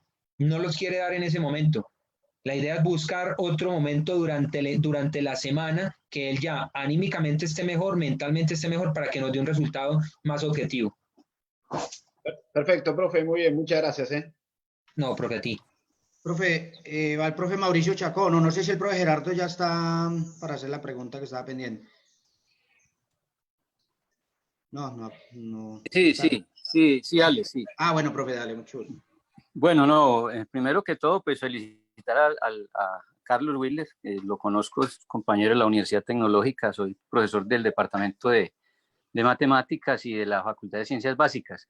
Muy interesante todo ese trabajo, me parece que es un avance muy bueno en los entrenadores colombianos, de que se trabaje a ese nivel científico. Solo unas precisiones, profesor Willy, muy respetuosas. Sí, señor, claro, profe. Se habla indistintamente de velocidad. No, hay una gran diferencia. Más bien es rapidez, porque recuerde usted que la rapidez es la distancia que se recorre sobre el tiempo, ¿cierto? Uh-huh. Es un error que se comete a nivel en el mundo entero, ¿no? Es un error gravísimo, ¿no? Y la otra es los movimientos geométricos, no matemáticos, sino geométricos de los jugadores. Y no sé si usted alguna vez ha intentado hacer el trabajo triangularmente. Resulta que triangularmente el cerebro del jugador tiene que ser más rápido, más veloz. Muy amable y disculpe la... No, profe. Antes, todo esto, a mí, esto es lo que más me gusta de este compartir con tanto profesional y que tienen tanta experiencia, porque estoy seguro que cada uno tiene algo para aportar. Lo que está diciendo el profe, yo lo estuve leyendo ahora creo que hace unos 2 o 3 meses, Alemania está trabajando sobre rombos. Alemania ya no está trabajando sobre círculos ni cuadrados, sobre cuadrados ni rectángulos, sino sobre rombos, pensando, no sé si estará pensando en lo que está diciendo el profe. En cuanto a las definiciones, profe, uno se basa como en la definición de la literatura deportiva, que le dicen a uno, cuando es una aceleración, son acciones de 0 a 15, 20 o 30 metros, y cuando es una velocidad, son desplazamientos largos. Entonces uno por eso de pronto, es más, ellos asocian la rapidez, o la literatura deportiva asocia la rapidez a la capacidad de mover un segmento corporal. O sea, cuando alguien se desplaza en una aceleración, mueve muy rápido sus pies. No sé si me hago entender a eso, pero lo que tú dices es supremamente importante para tenerlo presente al momento de referirse a estos movimientos y a esos términos, profe. Muchas gracias. Bueno, muchas gracias, profe. Va Mauricio Chacón y luego Edwin Torres, profe. Profe, buenos días y gracias por compartir. No, Mauricio, a ti, muchas gracias por participar. Profe, el tema, me quedó ahí sonando el tema del color de la orina. ¿Su merced cómo identifica, de acuerdo al color, el nivel de fatiga o qué causa está pasando ahí con el jugador? Básicamente el color de orina tiene una alta relación con la urea y la CPK, que es una prueba ya más bioquímica costosa y profunda. Y hay una tabla de 1 a 10, si quieres yo ahora la puedo compartir, no sé si la puedo compartir acá. Hay una tabla que se pega en el camerino simplemente y nos está mostrando que entre más turbia, más amarilla pueda estar, inclusive hasta colores café, muchas veces los jugadores reportan, mayor ha sido el daño muscular que tiene el deportista. Recuerden que la degradación proteica se puede medir a través de la orina, o sea, entre más proteína esté degradando una persona, más se va a reflejar en la orina. Entonces, tiene una relación directa al daño muscular y al daño neuromuscular, la orina, tanto el color como el olor, si es muy fuerte o si es muy amarilla o hasta turbia o inclusive muy espumosa, que es otra de las formas que nos muestran que el deportista está orinando demasiada proteína, o sea, tiene un alto daño muscular. Bueno, profe, muchas gracias, profe. Le agradezco si podemos postear de pronto la imagen que su merced Sí, dice. señor, sí, señor. Claro Le que sí. agradezco. Gracias, profe. No, aquí, profe. Profe, Edwin Torres y luego el profe Tony. Alex, ¿me queden cuenta, por favor? Bueno, señor. Profe Tony. Profe, perdón, Edwin Torres, perdón. No están. Profe Tony, Hola. bien pueda. Bueno, ya ahí creo que habló. Hola, ¿me escuchan allí? Sí, señor. Hola, Carlos, primero que todo, pues felicitarte, compañero tuve la fortuna de tenerte ahí en la especialización, ahí en la escuela. Tengo dos preguntitas muy puntuales. No sé, yo creo que no hablaste de ese tema, pero creo que también va muy ligado sobre la parte de la recuperación y es sobre la parte de crioterapia. Que se han visto muchos estudios últimamente que pueden ser muy beneficiosa esta práctica y el no beneficioso, pues porque se dice que hay reducción de edemas, de inflamación a nivel celular y muscular, pero también hay unos en contra que se hablan sobre que puedan haber mecanismos de interferencia sobre la parte muscular y que puede que la parte de hipertrofia y la parte muscular también se vea afectada del jugador al entrar en esta práctica. Entonces quería como escuchar tu concepto un concepto claro y rápido sobre la parte de crioterapia, ¿qué opinas de eso? Y dos, teniendo en cuenta que hay muchos equipos, digamos escuelas de fútbol en este caso, que de pronto no tengan la capacidad de tener estos equipos satelitales o de GPS y que algunos cuentan con parámetros de medición como un pulsómetro para medir frecuencia cardíaca y eso, ¿crees que también sea muy viable utilizar este tipo de implementos para utilizar la medición de carga en los equipos? Gracias. Edwin, muchas gracias. A ti un abrazo, compañero de estudio. Edwin, bueno, ahí lo puse, pero no lo nombré. Yo he tenido la posibilidad y considero, aunque hay muchos estudios, como dices, que están mostrando que sobre todo una de las desventajas es la disminución del flujo sanguíneo, y el flujo sanguíneo es el que lleva todo al músculo para recuperar y lo que lleva todos los nutrientes al recuperar, pero también el que ayuda a sacar todo lo que está en el cuerpo a través de la respiración. Por eso cuando nos agitamos, hacemos un trabajo anaeróbico, pues se aumenta la ventilación, porque estamos eliminando dióxido y estamos eliminando hidrogeniones a través de la respiración. Entonces, parar esa circulación se está viendo que disminuye en algunos momentos o en algunos personajes también la capacidad de recuperación. Yo lo utilizo porque he estudiado más los beneficios que de pronto los contra, y yo lo sigo utilizando. Nosotros lo utilizábamos una vez a la semana, el día de práctica en la semana, que casi siempre es miércoles o jueves. Lo utilizábamos después de la práctica, 8 minuticos, el deportista en inmersión en aguahielo, y la recuperación. Así lo utilizábamos nosotros, inclusive se llegó a utilizar en temperaturas extremas, jugando en Cartagena, jugando en Barranquilla, donde sale del primer tiempo y tiene una inmersión de 1 o 2 minutos rápida, sobre todo para bajar temperatura corporal. Inclusive se ponen toallas aquí en el cuello, en la parte de atrás. Sabemos que está el hipotálamo es el termostato del cuerpo, es el que regula la temperatura. Entonces poner una toallita húmeda también nos ha servido en eso. Con respecto a la segunda pregunta, Edwin, uno puede utilizar cualquier parámetro de medida, lo más importante es saber para qué lo utiliza y qué aplicabilidad le va a dar. Yo he tenido la oportunidad, usted puede utilizar, por ejemplo, la percepción subjetiva del esfuerzo, puede utilizar, en un momento dado, yo he contado esa experiencia, yo mandé a hacer unos chalequitos y puse un bolsillo atrás y hay una aplicación de Polar Beat donde él te arroja la distancia recorrida. Entonces yo puedo meter el celular del deportista, y lo hicimos en fútbol, el celular del deportista envuelto en un plástico para que no lo afecte ni el sudor ni nada, y activo el GPS y él al final me arroja la distancia. que es un valor absoluto, sí, pero dependiendo del trabajo que tú planificaste, o sea, yo pongo un trabajo donde va a ser exigente a nivel de desplazamiento y la distancia que me da me va a servir de parámetro porque yo planifiqué algo exigente y me está dando una distancia. No es tan objetiva, pero me está dando una distancia. Lo otro es que si yo tengo un pulsómetro, el pulsómetro, yo no me fijo tanto de pronto en el rango o en el porcentaje o la frecuencia media que me dio durante la sesión, porque hay mucho tiempo donde él está actuando y no actuando. Entonces el parámetro está arriba y está abajo y la frecuencia media de pronto no, pero sí en las zonas de velocidad. Todos los pulsómetros tienen 5 zonas de velocidad y es muy importante ver la zona 4 y la zona 3, donde más desgaste metabólico hay. Entonces, analizar la zona 4 y la zona 3 de un pulsómetro me va a decir si la carga estuvo muy alta a nivel metabólico o no lo estuvo. Listo, Carlos, muchas gracias por la aclaración. Un abrazo. No, Edwin. Vamos con profe Tony y después el profe Fabio.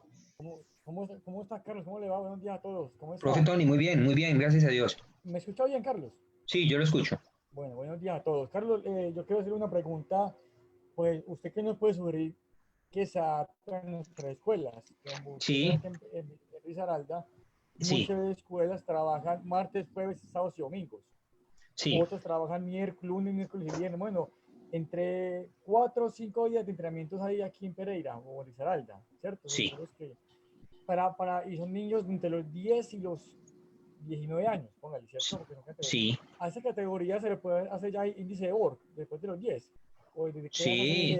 Borg? Pues lo que pasa es que el niño como tal no percibe la fatiga como la percibe, me estoy hablando de niño 12 años hacia abajo, no percibe la fatiga tan objetivamente como la puede percibir de pronto alguien ya un poquito más grande. Y ahí lo más preocupante es que la fatiga y sobre todo la sensación térmica que se da en un niño, uno la tiene que llevar a las proporciones del cuerpo. O sea, no es lo mismo que alguien se sienta cansado y se sienta con aumento de la temperatura, un personaje de 60, 70 kilos y de 1,80 m, 1,70 m, a alguien de 50 o 60 kilos con 1,10 m. Ese personaje está sufriendo mala sensación térmica. Entonces, recomendación, para ser concreto, uno puede tener parámetros de medida muy básicos, pero que le sirven mucho. Peso antes y después, lo que habíamos hablado. Ahí me está mostrando sobre todo la parte hídrica o si el niño está aumentando o no de peso corporal. Si yo no tengo antropometría no hay problema, pero tengo una variable de control. Lo otro, yo puedo empezar a tener las escalas de percepción de esfuerzo, como lo hablábamos, multiplicado por el tiempo que dura la sesión.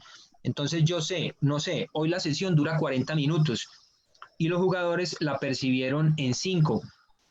5 por 40 me da un resultado. Entonces yo puedo empezar a tener en un cuadrito de Excel los resultaditos de todas las unidades arbitrarias de cada entrenamiento y yo sé cómo se comportó como la ondulación o la percepción de la fatiga durante la semana. Esa es otra forma. Hay otras, de pronto, test físicos que se pueden hacer con cierta periodicidad. Por ejemplo, un salto largo. Un salto largo que es muy importante también en estas edades. Me salto también a otro tema que es el desarrollo y el crecimiento. El ir midiendo al niño cada 3 meses y el irlo pesando y el irle midiendo el salto largo es un indicador del pico de crecimiento en talla y del pico de crecimiento en peso, sobre todo en niñas de 12 a 14 y en niños de 13 a 15. Entonces, el tener el control de esto, que aparentemente es para la carga, Tony, también me está mostrando algo muy importante, que es para disminuir la carga, porque si el niño está creciendo en talla y en peso, tendinosamente no está bien. O sea, está estresado si por el solo hecho de estar creciendo. Entonces ahí la carga disminuye para no tener afectaciones sobre el tejido, sobre todo tendinoso del niño. Entonces son herramientas y te puedo pasar de pronto algo, se me escapan algunas, pero te puedo pasar algo por interno un poco más estructurado, como para, la idea de esta charla es esto, para que en la escuela de formación donde no se cuenta con todo esto, también se pueda tener un control de la carga. Carlos, te pido un favor, lo que usted ahorita presentó lo va a también compartir, el diapositivo. Sin problema. Yo se lo puedo enviar a Dorlan y Dorlan lo envía. Por no favor, hay ningún problema. Lo de estas y lo de las que usted me recomienda, porque para la escuela es muy importante eso, para tener control. Carlos, ¿y de qué edad podemos arrancar? ¿De los 12 años o de los 10? ¿Arrancar con qué? ¿Con controles? Con el control, sí. de control No. de índice de OR y de peso. Y lo que pasa, yo siempre he dicho que desde de los 6 a los 8, 9, 10 años, casi todo puede ser con el balón, pero también de forma jugada. Y el niño es el principal regulador de su propia fatiga. El niño es intermitente. El niño cuando se empezó a cansar o se empezó a deshidratar, paró. ¿Dónde empieza la sobrecarga? Cuando yo le exijo, cuando yo empiezo, no, sigue, dale, dale, dale. El niño naturalmente se autorregula.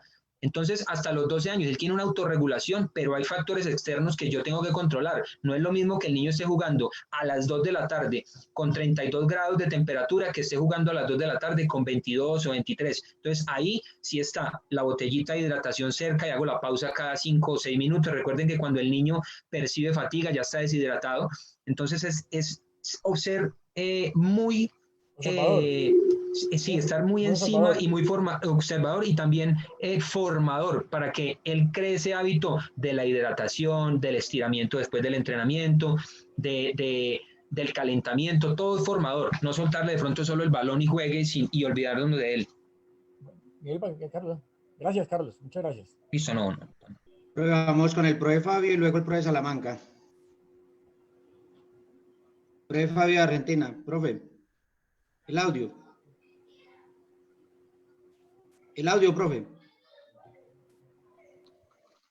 Profe Fabio, el audio. Voy a quitar el audio para que le escuche. Ah, se acabó. Profe Fabio. Ah, sí, Ahí, profe, perdón. ahí. Sí, hola, buenos días. Buenos Carlos. días, profe. Buen día. Buenos días, ¿Cómo profe. está? Muy bien, profe. Un gusto, gracias por todos Igualmente. los conceptos y por toda la información que nos está brindando. Quería A usted, preguntarle profe. lo siguiente. Sí, señor. Gracias. Quería preguntarle lo siguiente. Con respecto a lo que usted dijo, y habían preguntado también anteriormente, con respecto a los trabajos específicos, ¿no? Tácticos, ¿sí? Técnico-tácticos, en profundidad, ¿sí? O vertical, en espacio vertical, o Sí. en espacio horizontal o amplitud. De acuerdo a eso, nosotros los preparadores físicos podemos determinar si se está trabajando a nivel metabólico o a nivel neuromuscular. Sí, señor. Ah, ya, es listo, profe. ¿Esa es la pregunta? Sí. Sí, señor. Sí, profe. Eso, por ejemplo, en los conceptos de periodización táctica, donde nos hablan del día de tensión, del día de duración, del día de velocidad, ahí está aplicado más hacia esa parte de un día neuromuscular, un día de pronto más con un enfoque metabólico y de pronto finalizando más con un día de activación neuromuscular. ¿Cuál es el problema que personalmente veo en esto, profe? Y es que nosotros sabemos que para generar una adaptación tienen que haber estímulos sistemáticos, o sea, yo tengo que repetir un estímulo para que el sistema se adapte. Y los juegos en espacio reducido, por lo menos los que yo he medido, se han medido muchos, no me alcanzan a estimular las velocidades de sprint que de pronto me da el deporte como tal. No significa yo los voy a poner a correr por correr siempre, pero un día a la semana se puede hacer una activación o una entrada en calor donde se ponen 10 series de 50 metros, máxima intensidad de 50 metros, una pausa, ellos vienen trotando, hacen un poquito de movilidad y otra vez un sprint y aprovechamos como una entrada en calor, pero lo que quiero es empezar a estimular no solo la velocidad, sino la fuerza que requieren los isquiosurales, que es uno también de los factores por los cuales se lesionan, y es que se desadaptan a las velocidades de sprint. Entonces, cuando le toca correr en el minuto 38 o 40 del segundo tiempo y ya está en situación de fatiga y fuera de eso no está entrenado para esto, es donde encontramos ese inconveniente, profe. No solo eso, sino también lo de la parte metabólica, que también hacer unos estímulos aparte. Y a mí me gusta basarme en el T-Yoyo. Personalmente me gusta basarme en el T-Yoyo para hacer esos estímulos. Sí, Carlos. Sí, o sea que siempre nosotros los preparadores físicos vamos a tener que ir jugando con, digamos, con los aspectos tanto selectivos, ¿sí? Que buscan el desarrollo al 100% del estímulo metabólico y neuromuscular, como también las acciones de de conjunto, ¿no? que también nos permiten adaptarnos a la especificidad, ¿no? Exacto, profe, es estar como en esa balanza, no irse ni a lo clásico ni irse a lo contemporáneo del todo, sino estar como ahí muy pendiente de cómo compenso lo que se está viendo hoy, que es todo lo específico, pero cómo lo logro compensar. Perfecto, y una cosa más, profe, Sí, perdón, no quiero abusar. No. Yo en los entrenamientos, en el equipo, yo lo que utilizo es todos los días hacer un trabajo regenerativo de 6 minutos de trotes más los trabajos de flexibilidad. Eso me ha dado mucho resultado, profe. Una intensidad baja y ejercicios de flexibilidad al final. Importantísimo, profe, yo también no dejo pasar eso. Entrenamiento que sea, finaliza con un trote de baja intensidad, elimino un poquito de toxinas a través de la respiración, yo le agrego la liberación, entonces el jugador libera tanto empezando el entrenamiento para activar como al final del entrenamiento para recuperar un poquito de liberación si tengo rodillos o si no algunos tubos de PVC. Los que me conocen saben que a veces andaba en el carro con 20 o 30 tubos de PVC para que los jugadores finalicen el partido y se automasajean y finalicen con un estiramiento. Y eso también me ha traído algo que es muy importante y es que el jugador percibe la recuperación. Él la percibe y se lo lleva en la cabeza y se la cree y mejoró. Perfecto, profe. Sí. No. Es importante, si el jugador ve que le da resultado, se gana uno la confianza rápido. Bueno, así es, profe. Carlos, muchas gracias. No, profe, muchas gracias. A ti, profe. Profe, igualmente. Vamos con el profe Alberto Salamanca. Bueno, buenos días. Buenos días, Profesor Willer, profesores que vimos y escuchamos muy atentamente su conferencia, su charla. Bien, yo quisiera preguntarle algo acerca de la periodización táctica. Sí, señor. Yo quedé confuso el otro día en una presentación en donde se hablaba de un día estimular mediante trabajos excéntricos, otro día mediante trabajos, bueno, diferentes contracciones, pero separarlas en una sesión de entrenamiento o en una semana de entrenamiento. Bueno, no sé si ha visto, si ha leído, si ha comentado con otros profesores acerca de eso. Y lo segundo, cuando yo trabajé para la Selección de Canadá, fuimos a un campo a Escocia y dos jugadores nuestros jugaban en un equipo profesional de Escocia, en la liga. Y le dije que quería ir a ver unos entrenamientos de su equipo, ¿sí? Sí. Claro, sí, profe, vamos. Y una vez conoce el staff médico, profesores y todo, y los preparadores físicos, como 6. Bueno, resulta de que se realizó un test, eso fue por los lados de marzo, y el profesor preparador físico y su staff se llama una Sports Performance Coach, o sea, el que está arriba, el que está analizando todo y tiene sus asistentes. Él programó un test para controlar cómo está su equipo en materia aeróbica, anaeróbica. Y él hizo un test, el test que siempre hemos hecho y que nos da tantos resultados y que nos da a nosotros mucho de qué hablar y de qué individualizar de acuerdo a los resultados que veamos. Resulta de que el test se realizó con muestras de lactato. Para mí eso es fundamental. Sí. Lactato en reposo, lactato en la mitad del test y al final. Resultados importantes, aparte de lo otro que estábamos buscando. Sí. Yo me arrimé al computador de él y vi la última columna y me extrañó porque yo nunca había visto esto.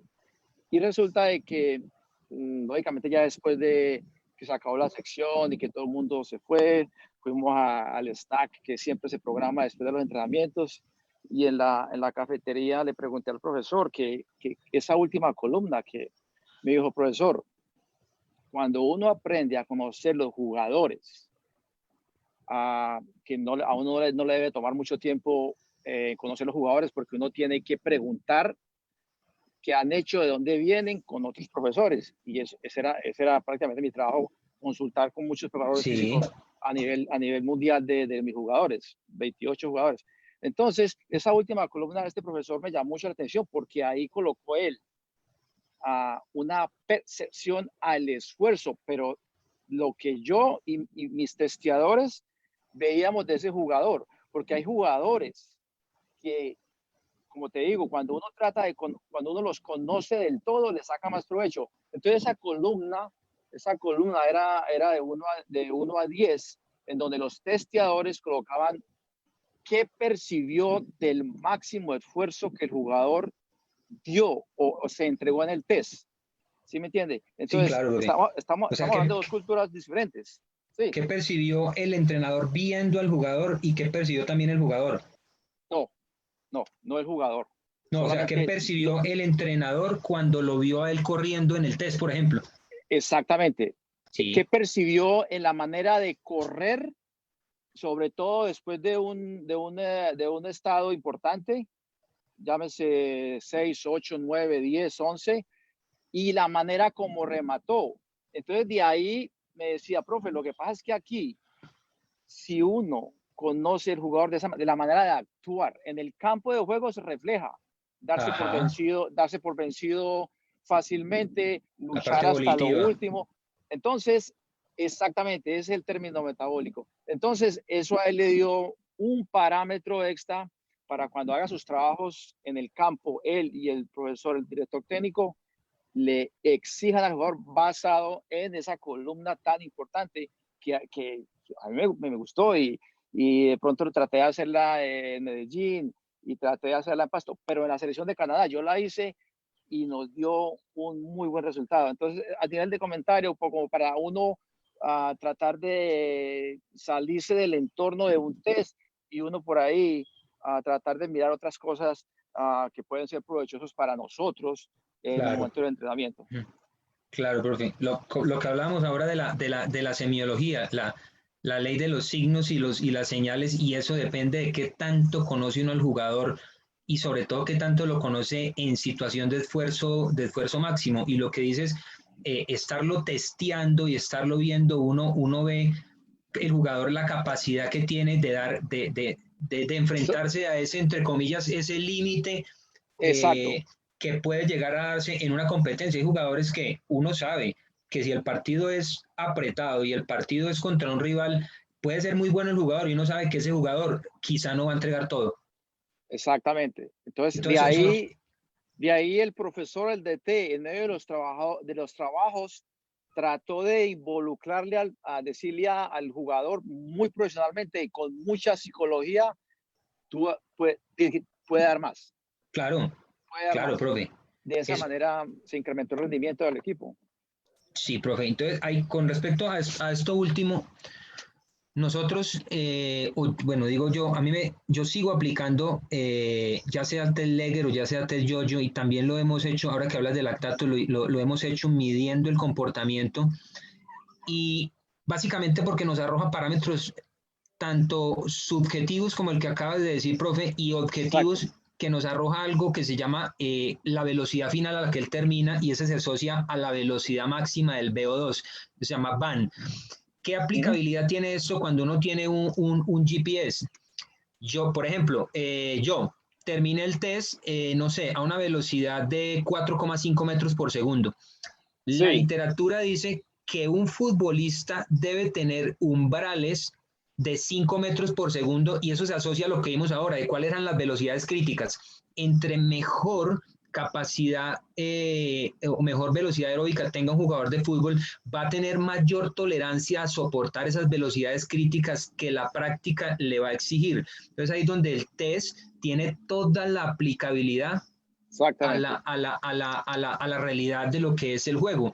Y ahí es donde yo respetuosamente, yo he estado de las dos líneas de algunos entrenadores, respetuosamente no estoy de acuerdo con el aislar o que el test físico no sirve para nada o que el test técnico, el test para una capacidad condicional no sirve para nada porque está midiendo una variable aislada de lo que pasa en juego.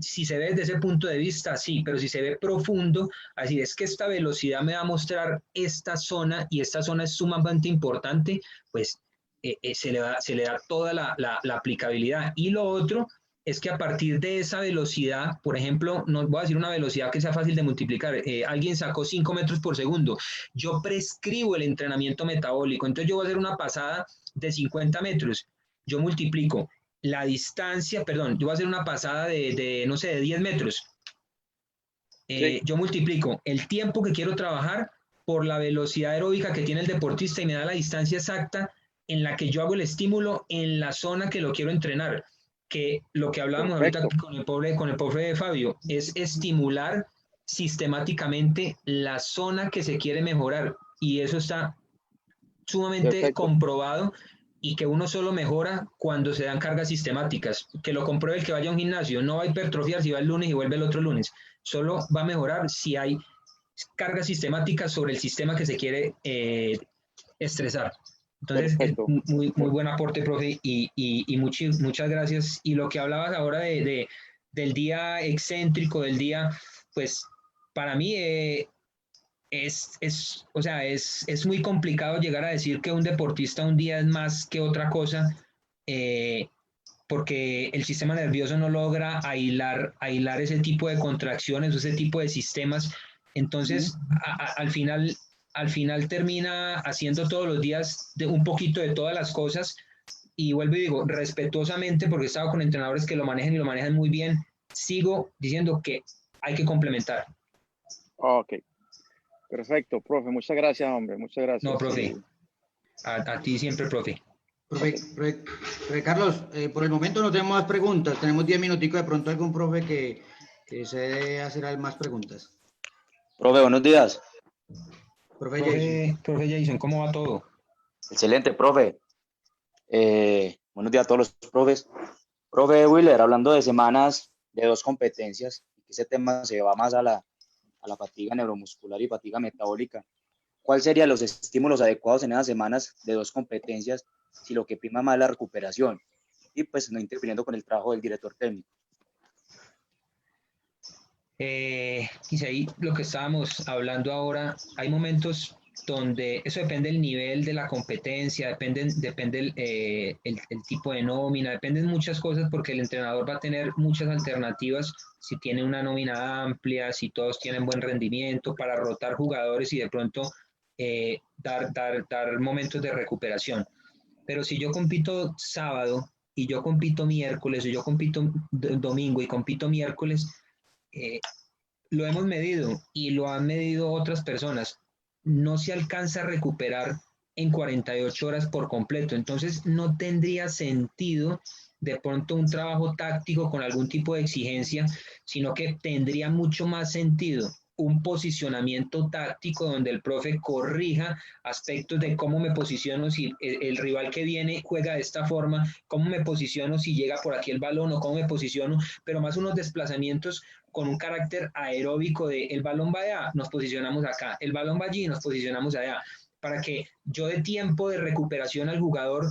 Y la competencia que viene, que es una frase que me gusta utilizar mucho, y es que el jugador quizá no se cansa en el partido, sino que llega cansado al partido. Entonces, lo que uno busca es que él no llegue cansado al partido y me pueda dar lo mejor en la competencia, y yo no gastar lo mejor que él tiene durante el entrenamiento porque viene de una competencia muy exigente. Entonces, eso varía mucho. Utilizar medios de recuperación, la unidad de entrenamiento posterior al partido que pasó y al partido que viene, que no voy a tener sino 1 o 2 unidades de entrenamiento, pues tienen que estar acorde no solo a lo que quiero táctico, sino acorde a la fatiga que puede tener el deportista de forma aguda, o sea, lo que está sintiendo en ese momento.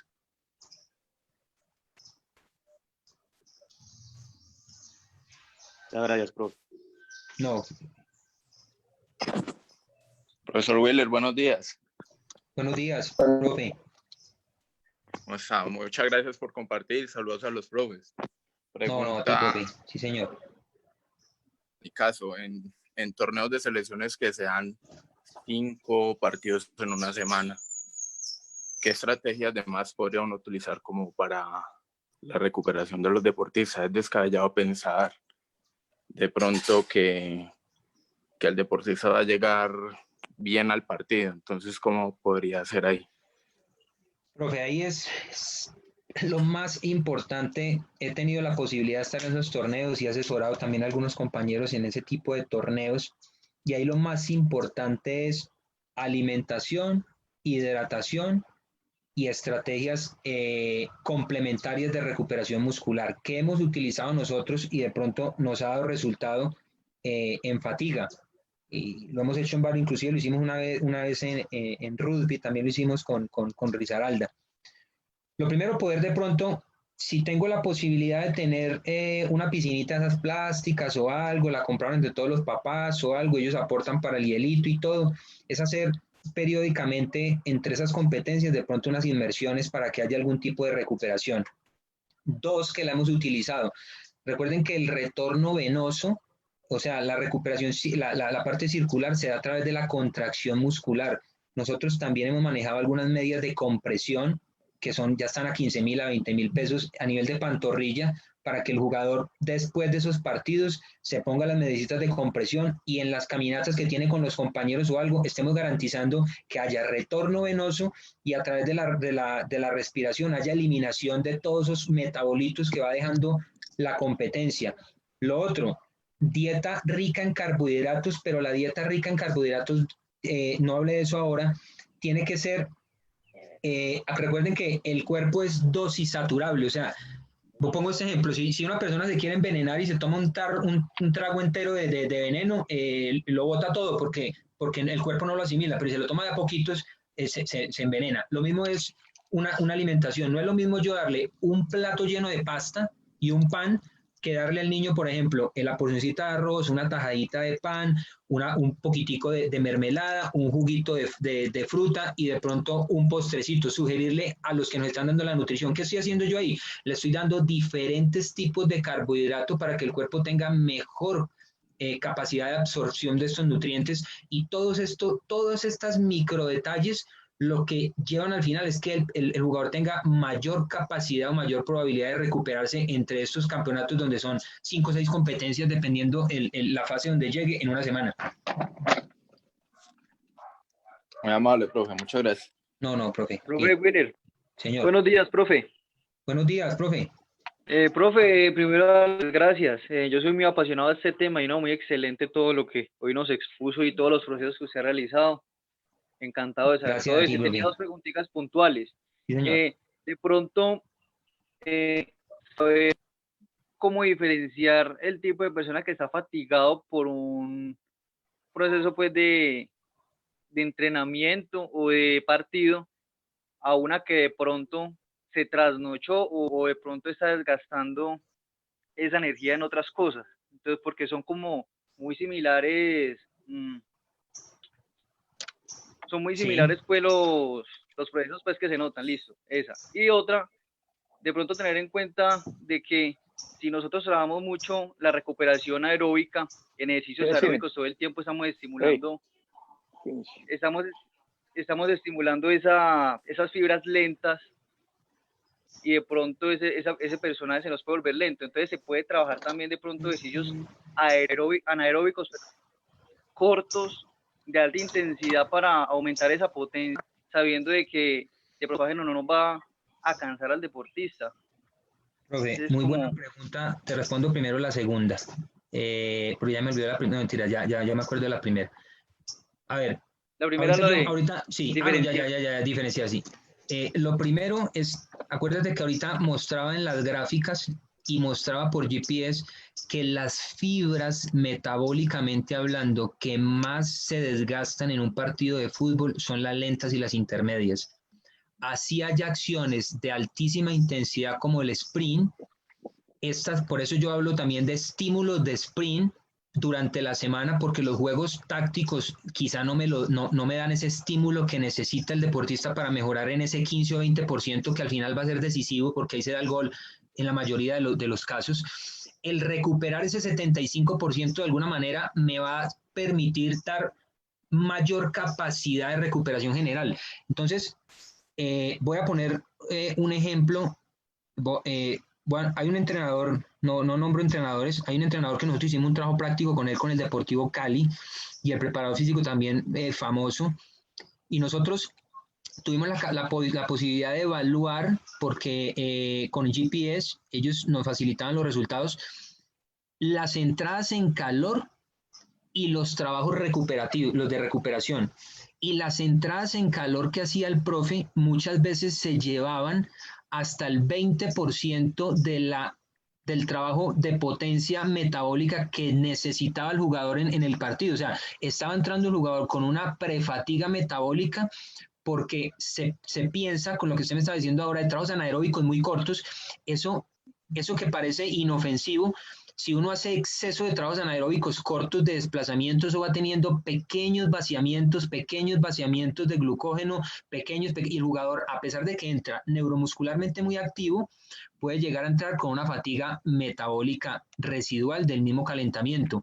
Recomendación, hay otro tipo de activaciones centradas más a lo neuro como tal, entonces entra la banda, entra el skipping cortico, entra los salticos con estabilización a un pie, entra todo lo que estamos viendo hoy en día en los calentamientos. Y lo otro es que también tuvimos la posibilidad de medir los famosos trabajos regenerativos, donde le entregaban el balón al jugador para que hiciera el fútbol tenis o para que hiciera lo que ellos les gusta jugar, pero eso a nivel de carga también tiene alto componente neuromuscular. Entonces, yo soy de los que prefiero ser muy cauteloso y a veces cansón, pero yo prefiero que el jugador se me recupere bien.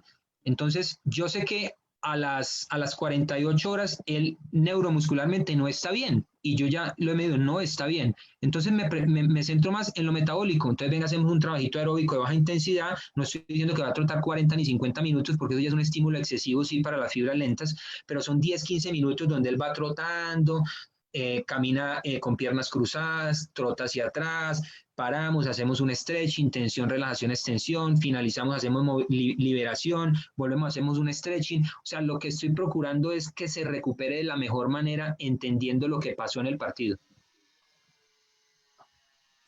Profe, excelente. ¿Y lo de diferenciación? ¿Para qué? A ver, eso es complicado. A ver, si tú tienes una tanita, la tanita te va a permitir medir cuando pesas a alguien la deshidratación muscular y la deshidratación celular, dependiendo el tipo de tanita que tengas. Por ejemplo, una persona que esté trasnochada, llamémoslo en guayabada o algo, ahí va a demostrar más deshidratación celular. Ahora, si es el que viene en promedio bien controlado y de un momento a otro apareció así, pero eso se soluciona, ¿sabe cómo, profe? Y eso se lo va dando a uno como el tiempo, el ser amigo del jugador. Cuando es amigo del jugador, el jugador no tiene ningún problema en comunicarle a uno, profe, ayer pasó esto, esto y esto, y qué pena. Entonces, uno es amigo del jugador y uno entiende que esto es biopsicosocial, esto no es una máquina, él tuvo, no sé, alguna actividad social o tuvo algo, y llegó fatigado, llegó trasnochado. Antes le agradezco que me informe y no le voy a decir a todo el cuerpo técnico que este jugador llegó en estas condiciones, sino que él me informó y yo hago un tratamiento especial con él.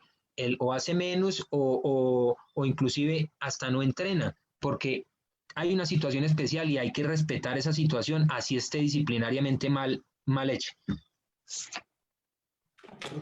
Profe Willer. Excelente, gracias. Señor. Willer, no, pues el profe Pava tenía una preguntita, pero nos queda ya complicado porque ya el tiempo se nos acabó, porque tenemos la otra charla a las 11, profe. Entonces, claro no sé, que sí, profe, no. De pronto hacerle la invitación a usted, profe.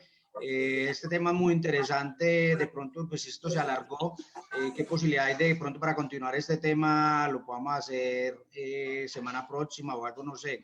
Por mí no hay ningún problema, profe, ya saben que planeamos así con una semanita de anticipación, programamos Laurita, y no hay ningún problema, puede ser tipo conversatorio, como estamos haciendo acá, con muchas dudas, yo no tengo ningún problema. Sí, señor. Sí, profe, de todas maneras, agradecerle pues nuevamente el día de hoy por acompañarnos, por estar acá nuevamente con nosotros. Muchas gracias, profe. Saludar a algunos profes, el profe Andrés, el profe Ernei Gómez, que están acá, e invitarlos a la charla que sigue a continuación, que es el profe Carlos Mario Hoyos, para los que puedan de pronto estar ahí pendientes. Nos va a hablar de funcionalidad de diferentes módulos tácticos. Entonces, invitarlos y, profe, muchas gracias. Y gracias a todos los profesores.